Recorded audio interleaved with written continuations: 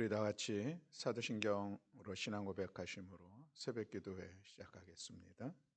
나는 전능하신 아버지 하나님 천지의 창조주를 믿습니다. 나는 그의 유일하신 아들 우리 주 예수 그리스도를 믿습니다.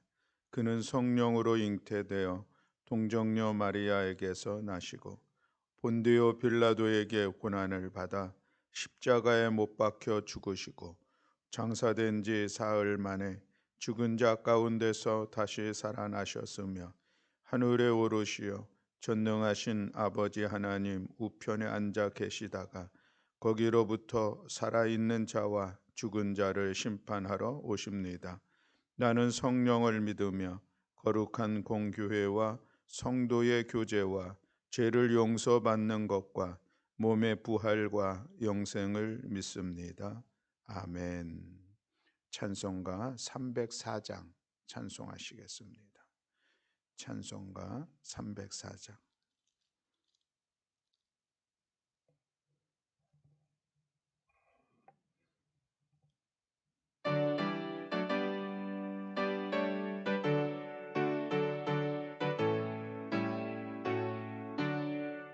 그 크신 하나님의 사랑 말로 다 형용 못하네. 저 높고 높은 별을 넘어 이 낮고 낮은 날 위에 죄범한 영혼 구하려 그 아들 보내사 화목제물 삼으시고 죄 용서하셨네. 하나님 크신 사랑이 증량다 못하네. 영원히 변치 않는 사랑 성도여 찬양하세.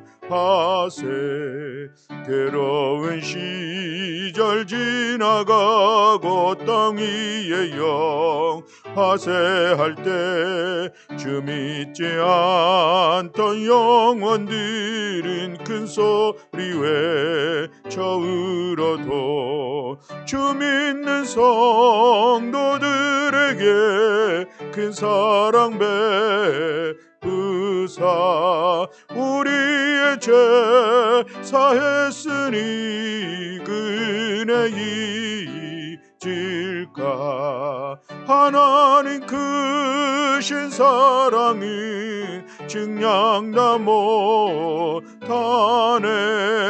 영원히 변치 않으여 찬양하세.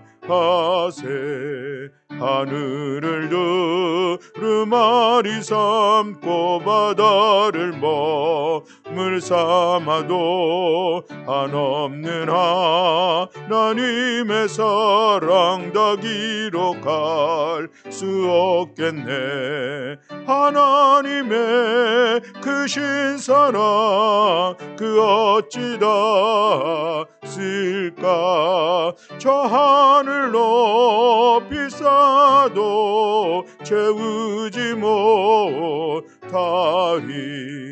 하나님 크신 사랑이 증량다 못하네. 영원히 변치 않는 사랑 성도여 찬양하세.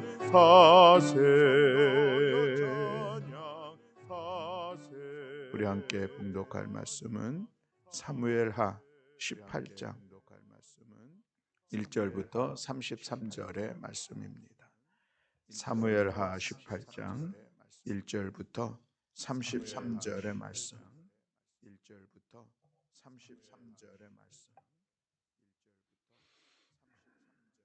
우리 다 함께 한 목소리로 봉독하시겠습니다. 이에 다윗이 그와 함께 한 백성을 찾아가서 천부장과 백부장을 그들 위에 세우고 다윗이 그의 백성을 내보낼세 3분의 1은 요압에 휘하에 3분의 1은 수르야의 아들 요압의 동생 아비새에 휘하에 넘기고 3분의 1은 가드 사람 이때의 휘하에 넘기고 왕이 백성에게 이르되 나도 반드시 너희와 함께 나가리라 하니 백성들이 이르되 왕은 나가지 마소서. 우리가 도망할지라도 그들은 우리에게 마음을 쓰지 아니할 터이요 우리가 절반이나 죽을지라도 우리에게 마음을 쓰지 아니할 터이요 왕은 우리 만명보다 중하시오니 왕은 성읍에 계시다가 우리를 도우심이 좋으니이다 하니라. 왕이 그들에게 이르되 너희가 좋게 여기는 대로 내가 행하리라 하고 문 곁에 왕이 서매 모든 백성이 100명씩 1000명씩 대를 지어 나아가는지라. 왕이 요압과 아비새와 이때에게 명령하여 이르되 나를 위하여 젊은 압살롬을 너그럽이 대우하라 하니 왕이 압살롬을 위하여 모든 군 지휘관에게 명령할 때에 백성들이 다 들으니라. 이에 백성이 이스라엘을 치러 들러 나가서 에브라임 숲풀에서 싸우더니 거기서 이스라엘 백성이 다윗의 부하들에게 패하며 그날 그곳에서 전사자가 많아 2만 명에 이르렀고 그 땅에서 사면으로 퍼져 싸웠으므로 그날의 숲풀에서 죽은 자가 칼에 죽은 자보다 많았더라. 압살롬이 다윗의 부하들과 마주치니라. 압살롬이 노새를 탔는데 그 노새가 큰 상수리 나무 번성한 가지 아래로 지날 때에 압살롬의 머리가 그 상수리 나무에 걸리매 그가 공중과 그 땅 사이에 달리고 그가 탔던 노새는 그 아래로 빠져 나간지라. 한 사람이 보고 요압에게 알려 이르되 내가 보니 압살롬이 상수리 나무에 달렸더이다 하니 요압이 그 알린 사람에게 이르되 내가 보고 어찌하여 당장에 쳐서 땅에 떨어뜨리지 아니하였느냐. 내가 내게 은 10개와 띠 하나를 주었으리라 하는지라. 그 사람이 요압에게 대답하되 내가 내 손에 은 1000개를 받는다 할지라도 나는 왕의 아들에게 손을 대지 아니하겠나이다. 우리가 들었거니와 왕이 당신과 아비새와 이때에게 명령하여 이르시기를 삼가 누구든지 젊은 압살롬을 해하지 말라 하셨나이다. 아무 일도 왕 앞에는 숨길 수 없나니 내가 만일 거역하여 그의 생명을 해하였더라면 당신도 나를 대적하였으리이다 하니 요압이 이르되 나는 너와 같이 지체할 수 없다 하고 손에 작은 창 셋을 가지고 가서 상수리 나무 가운데서 아직 살아있는 압살롬의 심장을 찌르니 요압의 무기를 든 청년 10명이 압살롬을 애워싸고 쳐 죽이니라. 요압이 나팔을 불어 백성들에게 그치게 하니 그들이 이스라엘을 추격하지 아니하고 돌아오니라. 그들이 압살롬을 옮겨다가 숯불 가운데 큰 구멍에 그를 던지고 그 위에 매우 큰 돌무더기를 쌓으니라. 온 이스라엘 무리가 각기 장막으로 도망하니라. 압살롬이 살았을 때에 자기를 위하여 한 비석을 마련하여 세웠으니 이는 그가 자기 이름을 전할 아들이 내게 없다고 말하였음이더라. 그러므로 자기 이름을 기념하여 그 비석에 이름을 붙였으며 그 비석이 왕의 골짜기에 있고 이제까지 그것을 압살롬의 기념비라 일컫더라. 사독의 아들 아히마아스가 이르되 청하건대 내가 빨리 왕에게 가서 여호와께서 왕의 원수 갚아 주신 소식을 전하게 하소서. 요압이 그에게 이르되 너는 오늘 소식을 전하는 자가 되지 말고 다른 날에 전할 것이라. 왕의 아들이 죽었나니 내가 오늘 소식을 전하지 못하리라 하고 요압이 구스 사람에게 이르되 내가 가서 본 것을 왕께 아뢰라 하매 구스 사람이 요압에게 절하고 다름질하여 가니 사독의 아들 아히마아스가 다시 요압에게 이르되 청하건대 아무쪼록 내가 또한 구스 사람의 뒤를 따라 달려가게 하소서 하니 요압이 이르되 내 아들아 너는 왜 달려가려 하느냐. 이 소식으로 말미암아서는 너는 상을 받지 못하리라 하되 그가 한사코 달려가겠노라 하는지라. 요압이 이르되 그리하라 하니 아히마아스가 들길로 다름질하여 구스 사람보다 앞질러 가니라. 때에 다윗이 두 문 사이에 앉아 있더라. 파수꾼이 성문 위층에 올라가서 눈을 들어보니 어떤 사람이 홀로 달려오는지라. 파수꾼이 외쳐 왕께 아뢰매 왕이 이르되 그가 만일 혼자면 그의 입에 소식이 있으리라 할 때에 그가 점점 가까이 오니라. 파수꾼이 본즉 한 사람이 또 달려오는지라. 파수꾼이 문지기에게 외쳐 이르되 보라 한 사람이 또 혼자 달려온다 하니 왕이 이르되 그도 소식을 가져오느니라. 파수꾼이 이르되 내가 보기에는 앞선 사람의 다름질이 사독의 아들 아히마아스의 다름질과 같으니이다 하니 왕이 이르되 그는 좋은 사람이니 좋은 소식을 가져오느니라 하니라. 아히마아스가 외쳐 왕께 이르되 평강하옵소서 하고 왕 앞에서 얼굴을 땅에 대고 절하며 이르되 왕의 하나님 여호와를 찬양하리로소이다. 그의 손을 들어 내 주 왕을 대적하는 자들을 넘겨 주셨나이다 하니 왕이 이르되 젊은 압살롬은 잘 있느냐 하니라. 아히마아스가 대답하되 요압이 왕의 종 나를 보낼 때에 크게 소동하는 것을 보았사오나 무슨 일인지 알지 못하였나이다 하니 왕이 이르되 물러나 거기서 있으라 하매 물러나서 서 있더라. 구스 사람이 이르러 말하되 내 주 왕께 아뢰 소식이 있나이다. 여호와께서 오늘 왕을 대적하던 모든 원수를 갚으셨나이다 하니 왕이 구스 사람에게 묻되 젊은 압살롬은 잘 있느냐. 구스 사람이 대답하되 내 주 왕의 원수와 일어나서 왕을 대적하는 자들은 다 그 청년과 같이 되기를 원하나이다 하니 왕의 마음이 심히 아파 문 위층으로 올라가서 우니라. 그가 올라갈 때에 말하기를 내 아들 압살롬아 내 아들 압살롬아 차라리 내가 너를 대신하여 죽었더면 압살롬 내 아들아 하였더라. 아멘. 할렐루야. 아멘. 오늘 사무엘하 18장에 있는 말씀은 이제 다윗이 다시 군사를 재정비하고 그래서 이 반역하여서 아버지를 쫓아낸 압살롬의 군대와 싸움을 하는 그런 과정들을 기록하고 있는 말씀을 볼 수가 있습니다. 다윗이 이제 군사를 정비하고 휘하에 있는 세 장군에게 군사를 나누어서 세 편대를 이루게 했죠.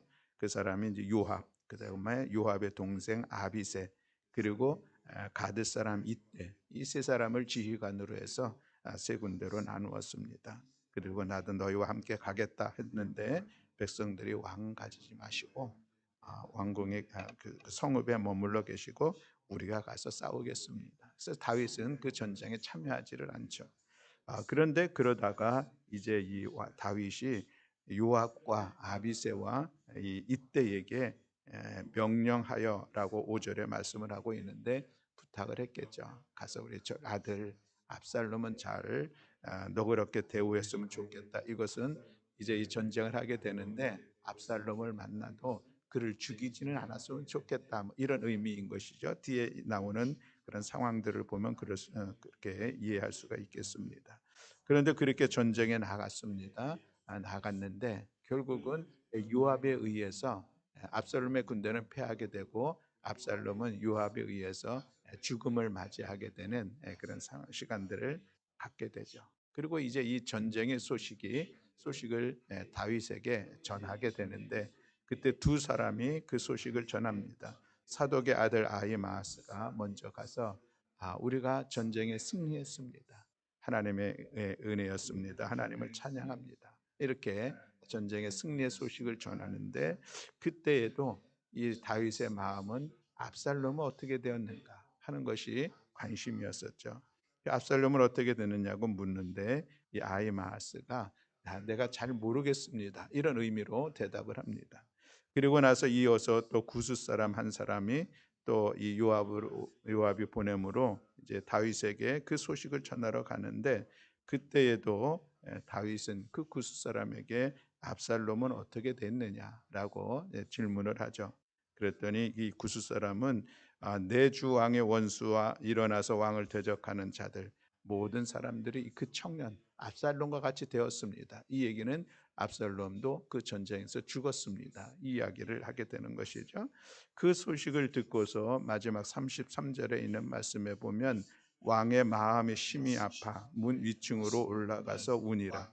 그가 올라갈 때에 말하기를 내 아들 압살롬아, 내 아들, 내 아들 압살롬아, 차라리 내가 너를 대신하여 죽었다면, 압살롬 내 아들아, 내 아들아 하고 통곡하는 그 모습을 전해주고 있는 이런 말씀으로 오늘 본문은 마무리하게 됩니다.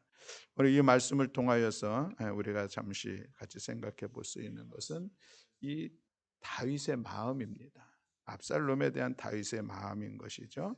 지금 이 압살롬은 아버지를 배반하고 그리고 오히려 반역을 일으켜서 아버지를 죽이려 했던 아들이었습니다. 그리고 반역에 성공함으로 인하여서 또 이 아버지가 왕궁에 남겨놓던 후궁들을 사람들 앞에서 동침하는 그런 사건, 도무지 받아들일 수 없는 그런 사건을 일으킨 것이 바로 이 압살롬이죠. 그리고 또 이 압살롬의 군대와 또 함께 전쟁을 할 수밖에 없는 이 마지막 순간을 맞이하게 됐는데, 그때에도 전쟁에 가서 이 압살롬은 죽이지 않았으면 좋겠다 명령하는 그런 다윗의 모습을 볼 수가 있는 것이죠. 그리고 나서 결국 죽었다는 이 소식을 듣고서는 탄식하면서 통곡하는 이 다윗의 모습을 볼 수가 있습니다. 그 전쟁에 승리했으니 다시 이제 예루살렘의 왕궁으로 돌아갈 수 있고 다시 그 왕위를 세워갈 수 있는 정말 좋은 소식임에도 불구하고, 또 그것이 마땅한 것임에도 불구하고 아들을 향한 이 다윗의 마음을 오늘 볼 수가 있다라고 하는 것이죠.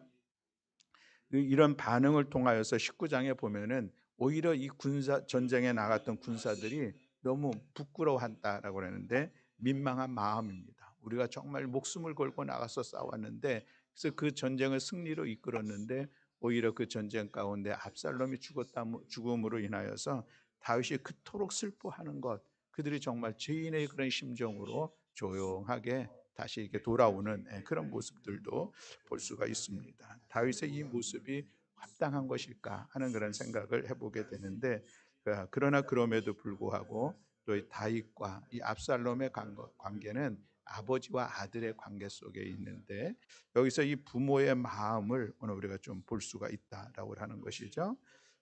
그렇습니다. 누가복음 15장에 보면은 그 유명한 탕자의 비유에 대한 그런 말씀이 있습니다. 두 아들이 있었죠. 그런데 이 둘째 아들이 어느 날 아버지에게 내 몫의 유산 상속을 미리 해달라라는 그런 이야기를 합니다. 그래서 그 자기에게 속한 이 상속분을 아버지로부터 받아내죠. 그리고 그것을 다 처분하고 멀리 아버지를 떠나 타국으로 갑니다. 타국에 가서 돈이 있으니 허랑방탕하게 그 돈을 다 쓰죠.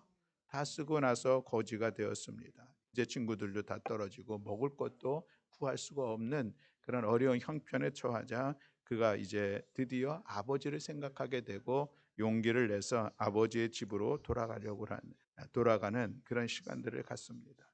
아버지를 볼 면목이 없는 것이죠. 그래서 그가 내가 아버지한테 가면은 아버지, 내가 아들이라 일컬음을 받을 자격도 없고 그저 나를 품꾼 중에 한 사람으로 써달라고 그런 이야기를 하려고 다짐을 하고 용기를 내서 아버지의 집으로 돌아가는데, 그런데 날마다 이 아버지는 둘째 아들, 그 아들을 기다렸다는 것이죠. 어느 날 멀리 바라봤더니 누가 돌아오는데 보니까 그것이 그 사람이 바로 아들이었습니다. 그래서 이 아버지가 그 먼 거리를 열심히 뛰어나갔죠. 그리고서 측은히 여겨 그를 달려가 목을 안고 입을 맞추는 그런 시간들을 갖는 것을 볼 수가 있습니다. 참으로 집에 돌아오기도 민망했던 이 둘째 아들의 마음들을 충분히 이해할 수 있는데, 그럼에도 불구하고 그를 아무런 책망도 없이 그저 측은히 여겨서 그를 품어주는 아버지의 모습들, 참 이것이 귀한 부모의 마음이 아닌가 하는 그런 생각을 갖게 합니다. 어제 오후에 집에 가서 우리 박상현 목사님이 추천해 주신 영화를 한 편 보았습니다. 넷플릭스에서 보았는데 침묵이라고 하는 그런 영화를 보았습니다. 재미있게 보았고 의미 있게 보았는데 여러 가지로 해석할 수 있는 주제들을 많이 담고 있습니다. 근데 그 줄거리 중에 중요한 핵심적인 줄거리는 어떤 한 이제 그 재벌 회장이 있고 그에게 무남 동료 딸이 하나 있고 아내는 이미 오래전에 죽어서 이제 딸을 아버지가 키우는 관계 속에서 이 딸이 참 어렵게 사랑을 받지 못하고 자란 것 같습니다. 그러는 와중에 이제 그 재벌 회장에게 약혼녀가 생기고 결혼을 하게 되는 그런 과정 이제 시간들을 갖게 되는데 딸하고 이 관계가 이 약혼녀하고 관계가 좋지 않고 갈등 가운데 있는데 어느 날 이 약혼녀가 딸을 만나러 갔다가 거기서 이 약혼녀가 죽게 됩니다. 죽었는데 상황을 보니까 딸이 죽인 것 같아요. 그래가지고 딸이 이제 구속이 되고 재판을 받는 그런 과정입니다. 근데 여기서 이제 이 아버지가 딸이 그렇게 되어지니까 아버지가 이 딸을 구하기 위해서 어떻게 하냐면은 거기에 있는 CCTV가 촬영이 돼 있는데 그 CCTV를 이제 입수를 해가지고 그걸 가지고 태국을 갑니다. 재판 중에 태국에 가서 그 CCTV 영상을 자기가 그 범행을 저지른 것으로 녹화를 새롭게 하는 거야.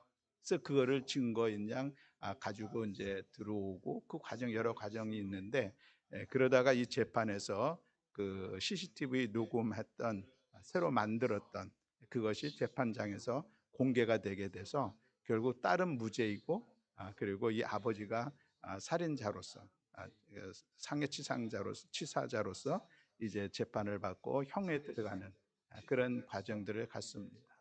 그런데 나중에는 결국 또 그것이 드러나게 되죠. 아버지가 딸을 위해서 그렇게 CCTV를 조작해서 대신 들어가게 된 것을 이 또 딸이 알게 되고 뭐 이런 과정들에 있는 것을 보게 되는데 그것이 이 딸을 향한 이 아버지의 마음들을 잘 드러내고 있는 그런 말씀이었습니다.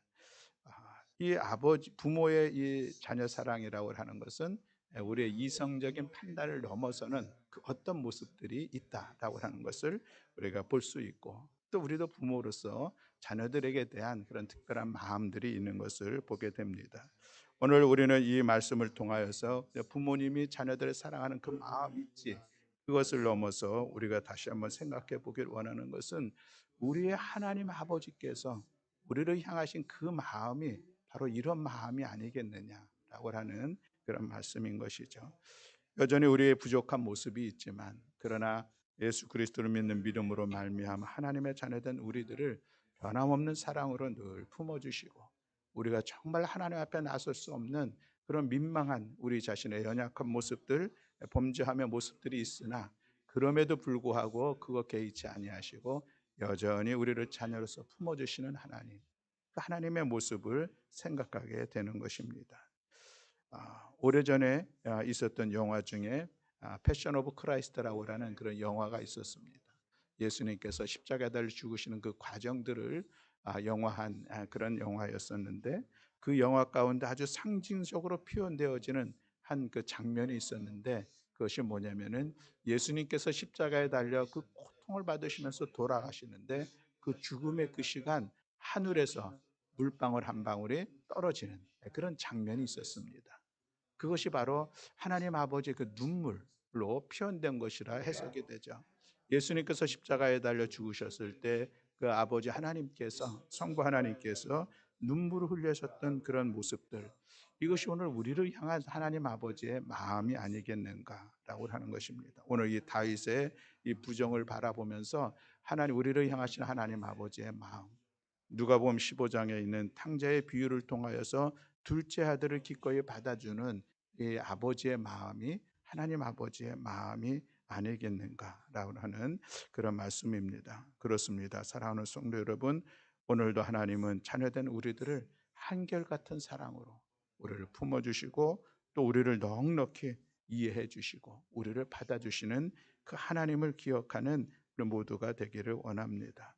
우리가 고난 중에 있을 때 우리의 그 힘듦을 함께 힘들어 하시는 하나님 우리의 눈물 가운데 함께 눈물을 흘리시고 우리들의 삶의 기쁨 가운데 함께 기뻐하시는 그 하나님 아버지의 마음을 오늘 우리가 이해를 하면서 또 그 하나님과 우리가 함께 믿음의 동행을 이끌어 함께하는 우리 모두가 되어야 할 줄로 믿습니다.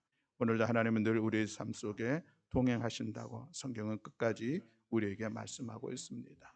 그리고 우리가 연약함과 우리 어리석음을 바라보면서 때로는 실망하고 절망하고 주저앉아 있는 내 자신, 우리 자신들을 바라보시면서 때로는 고난과 시련과 환난 속에서 슬픔과 눈물을 흘리는 그 상황들 속에서 여전히 하나님은 내가 너를 사랑하노라 말씀하시면서 우리에게 다가오시면서 우리를 품어주시는 그 하나님을 기억하는 우리 모두가 되기를 원합니다. 그 사랑을 우리가 기억하고 그 하나님을 바라볼 때에 오늘 우리는 그 믿음을 통하여서 어떤 상황들 속에서도 흔들리지 않는 믿음의 길을 또 우리들의 삶의 자리를 세워가게 될 줄로 믿습니다. 또 그런 시간들을 통하여서 우리는 하나님의 위로하심을 경험하게 될 것이요 하나님께서 새 힘을 공급하심으로 인하여서 다시 용기를 내어 믿음으로 나아갈 수 있는 그런 삶의 자리도 세워가게 될 줄로 믿습니다. 내가 연약하고 부족함에도 불구하고 여전히 변함없는 사랑으로 나를 품어주시고 늘 나와 함께 하시며 나의 삶의 모든 것들을 다 하시면서 나에게 은혜를 베풀어 주시고 함께 동행하며 함께 내 모든 것들을 공감하면서 나아가시는 그 하나님과 아름다운 사랑의 교제를 이루면서 오늘 하루도 믿음으로 살아가는 우리 모두가 다 되시기를 주님의 이름으로 축복합니다. 아멘. 기도하겠습니다. 사랑과 은혜가 많으신 하나님 아버지, 늘 우리가 연약하여서 우리가 어리석어서 우리의 믿음이 부족하여서 우리가 주어진 삶의 자리에서 때로는 낙심하고 때로는 실망하고 때로는 절망 가운데 주저앉아 있을 그때에도 여전히 우리를 바라보시면서 내가 너를 사랑하노라 변함없는 사랑으로 우리를 품어주시는 하나님, 그 하나님을 의지하면서 그 하나님을 신뢰하면서 하나님의 은혜 안에서 믿음의 삶의 자리를 세워가는 저희들 될 수 있도록 주님은 종허락하여 주시옵소서. 당자조차도 품어주시는 하나님, 또 압살롬을 품는 이 다윗의 마음, 그곳에서 우리는 하나님의 마음들을 깨달아 오늘도 우리 가운데 이끌어 주시는 은혜를 기억하며 믿음으로 나아가는 복된 성도들 되게 하여 주시옵소서. 하나님, 이 한 주간도 주께서 우리와 함께 하시고 우리를 사랑의 품으로 품어주시고 권능의 손으로 붙잡아 주시고 믿음의 길로 주께서 이끌어 주심을 믿습니다. 주님과 동행하는 한 주간이 되게 하시고 그 은혜 안에서 우리의 심령이 날마다 강건함을 힘입어서 주님의 영광을, 하나님의 선하심을, 하나님의 거룩하심을 마음껏 드러내는 성도의 삶을 살아갈 수 있도록 주께서 함께하여 주시옵소서. 오늘도 이 새벽 주님 앞에 기도하는 사랑하는 성도들의 기도를 주께서 들으시고 응답하시고 역사하여 주심을 믿어 감사드리며 우리 주 예수 그리스도의 이름으로 기도드렸습니다. 아멘. 하늘에 계신 우리 아버지여, 이름이 거룩히 여김을 받으시오며 나라가 임하시오며 뜻이 하늘에서 이루어진 것 같이 땅에서도 이루어지이다. 오늘 우리에게 일용할 양식을 주시옵고 우리가 우리에게 죄 지은 자를 사하여 준 것 같이 우리 죄를 사하여 주시옵고 우리를 시험에 들게 하지 마시옵고 다만 악에서 구하시옵소서. 나라와 권세와 영광이 아버지께 영원히 있사옵나이다. 아멘.